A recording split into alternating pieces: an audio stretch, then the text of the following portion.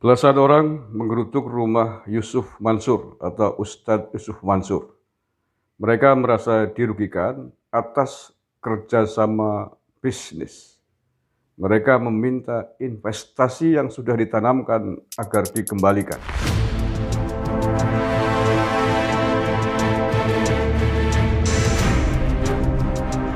Assalamualaikum warahmatullahi wabarakatuh. Salam Nusantara, salam sejahtera untuk kita semuanya. Salam, Om Swastiastu, Namo Buddhaya, salam kebajikan rahayu. Saudara-saudaraku sebangsa setanah air yang saya cintai, saya banggakan. Alhamdulillahirrabbilalamin. Bertemu lagi dengan saya, Agus Mar, dari lereng Gunung Slamet di Banyumas, Jawa Tengah. Hari ini, hari Selasa tanggal 21 Juni 2022. Berita terkait dengan Ustadz Yusuf Mansur yang memang beberapa minggu, beberapa bulan terakhir ramai menjadi perbincangan atas kontroversi bisnis investasinya dan juga kontroversi sedekah yang cenderung dipaksakan oleh Yusuf Mansur kepada jamaah yang secara spiritual menurut saya belum siap. Memang sedekah baik, memang sedekah daf'ul bala. Tetapi ketika orang belum siap, ketika dipaksakan tentu akan menjadi tidak baik. Apapun yang dipaksakan pasti tidak baik. Harus sesuai dengan qadri uqulihim. Itu kan seperti itu agama. Khodibun nasa bi qadri uqulihim. Ajaklah manusia ke jalan yang benar sesuai dengan kemampuan akal mereka. Yang belum paham, belum sampai ya jangan dipaksa begitu. Orang belum kuat membawa beras 1 karung dipaksakan ya jatuh mati malah, bukan kemudian berasnya sampai ke tempat tujuan. Kurang lebihnya begitulah ya sementara. Ini saya baca dulu beritanya terkait dengan belasan orang yang tadi menggeruduk rumah Yusuf Mansur. Ini lagi menjadi trending topik ini pagi ini. Polisi ungkap tujuan sejumlah orang geruduk rumah Yusuf Mansur. Sejumlah orang menggeruduk rumah Ustadz Yusuf Mansur di Cipondoh, Tangerang, Banten.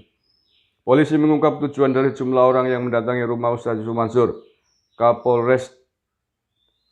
Kapolresta Tangerang Kota Kombesen Dwi Nugroho mengatakan ada sekitar 15 orang yang mendatangi rumah Ustadz Yusuf Mansur. Namun karena Ustadz Yusuf Mansur tak ada di tempat, belasan orang tersebut diterima pengacara Ustadz Yusuf Mansur, Denny Wahyu.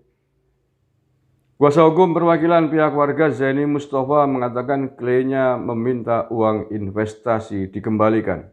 Saudara Zaini Mustafa menyampaikan maksud dan tujuan kedatangan ke tempat Ustadz YM adalah kami datang mewakili para korban investasi Ustadz YM. Meminta agar seluruh uang investasi yang telah kami berikan segera dikembalikan sepenuhnya karena itu hak kami, kata Konbesen Selasa 21 Juni. Selain itu, pihak warga juga menyampaikan 3 pernyataan sikap terkait investasi batu bara Jabal Nur atau IBJN. Pernyataan warga ditanggapi kuasa hukum Ustadz Yusuf Mansur. Dan jawaban dari kuasa hukum Ustadz YM adalah bahwa Ustadz YM sedang tidak ada di tempat. Dan silakan bagi mereka yang merasa dirugikan untuk menempuh jalur hukum, kata dia. Oke, itu intinya ya. Terkait dengan bisnis, terkait dengan investasi yang telah ditanamkan kepada bisnisnya Yusuf Mansur, saya tidak bisa berkomentar apa-apa karena itu terlalu privat dan tentu ada MOU yang pasti disepakati sebelumnya. Itu biarlah urusan hukum, urusan para korban dalam tanda petik dan urusannya Yusuf Mansur. Tetapi yang saya bisa tanggapi adalah terkait dengan kasus sedekah yang dipaksakan. Ya, ini banyak laporan kan, banyak testimoni juga dari jamaah-jamaah Yusuf Mansur yang sowan atau silaturahim ke Ustadz YM dengan maksud bisa ngudari, bisa menyelesaikan persoalan hidup yang sedang membelitnya, yang kemudian solusinya rata-rata adalah sedekah. Solusinya rata-rata kamu punya apa? Berikan sedekah untuk agama atau untuk agama ya, kepentingan agama yang sedang dikelola oleh Yusuf Mansur itu. Rata-rata begitu yang saya baca, yang saya lihat. Ya, sekali lagi tadi saya sudah sampaikan bahwa sedekah memang perintah agama. Sedekah memiliki fungsi faedah lidah fengil bala untuk menghindarkan, mencegah bala, mencegah keruwetan, mencegah mara bahaya. Ya, Akan tetapi sekali lagi, bahwa agama tidak pernah memaksakan kepada hambanya untuk melakukan, untuk menjalankan perintah-perintahnya. Itu sudah ditegaskan di dalam kitab suci Al-Quran. La ikraha fiddin, tidak ada paksaan di dalam beragama. Sholat itu wajib, puasa itu wajib bagi umat Islam. Tetapi juga tidak ada paksaan, tidak ada paksaan untuk melakukan sholat. Anda tidak sholat pun tidak apa-apa, tetapi bahwa Anda akan menerima resiko dosa dari tidak menjalankan sholat. Tetapi kalau orang baru belajar sholat, tiba-tiba kemudian dipaksa kamu harus sholat sehari semalam, 1000 rakaat misalkan, ya nggak akan bisa. Harus bertahap, biqadri uqulihim, sesuai dengan kemampuannya. Kalau dipaksakan belum siap, baik secara fisik maupun spiritual, mental, ilmu, ya pasti malah potel, pasti putus. Bukannya kemudian menjadi orang yang menjalankan agama dengan baik, malah sebaliknya akan bisa menjadi menjauh dari agama. Karena menganggap agama itu sangat berat, agama itu membebani, agama itu merusak. Anggapannya kan begitu. Bahkan bisa jadi akan memusuhi agama karena proses dakwah yang tidak benar, proses pemaksaan yang tidak benar. Contoh lain, di puncak gunung ada emas yang besar misalnya. Kalau kamu ingin mendapatkan emas, ya harus naik ke gunung sana. Kalau nggak bisa naik, ya jangan berharap kamu bisa mendapatkan emas. Bagaimana caranya? Harus naik. Apapun yang terjadi naik. Lah orang lagi sakit-sakitan disuruh naik ke puncak gunung sana ya. Ya belum sampai ke puncak, buru-buru bisa jalan ya. Baru naik 1-2 langkah udah jatuh tersungkur mati. Nggak mendapatkan emas. Lah caranya bagaimana? Mentalnya disembuhkan dulu, batinnya disiapkan dulu, spiritualitasnya dibenerin dulu, hatinya disiapkan dulu.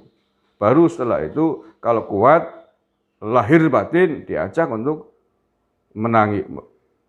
diajak untuk naik gunung, menggapai emas, diajak untuk tahap demi tahap, makom demi makom, step demi step untuk menjalani perjalanan spiritual, untuk menjalani perintah-perintah agama. Kan begitu.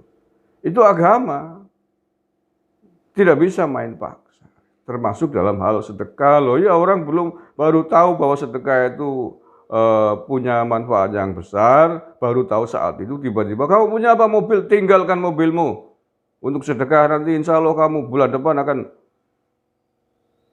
dibalas ganjaran oleh Tuhan berpuluh-puluh kali lipat. Loh, prosesnya aja pemaksaan. Dia hitungannya matematis, gak siap mental agamanya. Oke lah, saya ikuti Yusuf Mansur, Ustadz yang sudah kondang, Ustadz yang pintar. Mobil ditinggal, bulan depan bukannya berkali-kali lipat, malah tagihannya numpuk. Ya jadi fitnah akhirnya, yang jadi fitnah akhirnya Ustadz yang gak benar. Karena dia belum siap secara mental, belum tahu bagaimana makom-makom, level-level, draft-draft untuk bersedekah.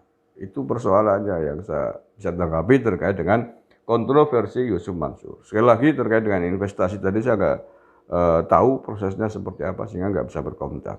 Terima kasih, kurang lebihnya mohon maaf. Wallahul muwaffiq ila aqwamit thoriq. Assalamualaikum warahmatullahi wabarakatuh. RRI Harga Mati.